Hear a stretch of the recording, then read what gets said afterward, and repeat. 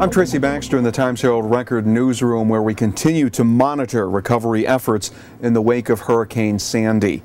How bad is the damage suffered by our area utility companies? Well, 2/3 of Orange and Rockland service territory is without electricity this morning, leaving O&R with the massive undertaking of not only restoring service, but first rebuilding sections of their system.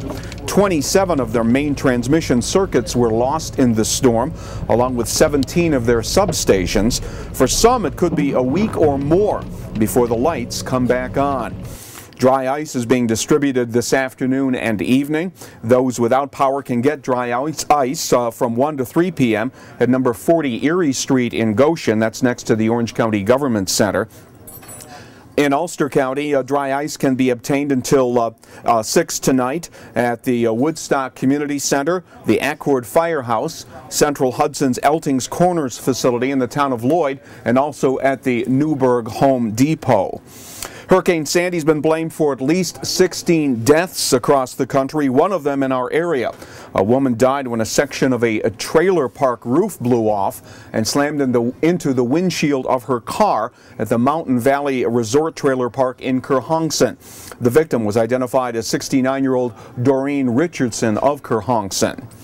Homes and cars were damaged by fallen trees throughout the region, and that has led to the closing of a large number of local streets and roads. Record Online is providing a list of the roads shut down because of Sandy.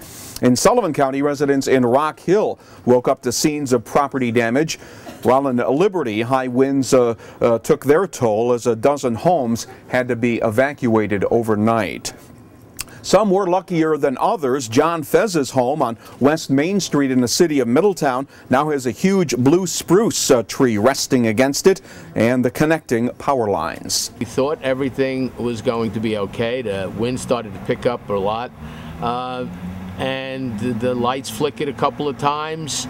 Power went out, came back, and then we heard a brushing sound with no big bang, and all of a sudden we saw the branches sitting in our window, and went outside and inspected it, and now we have to deal with this tree, this 36-year-old tree leaning on the house. And fortunate that it didn't really do a lot of damage to the house, since it's in the historical register for antique homes.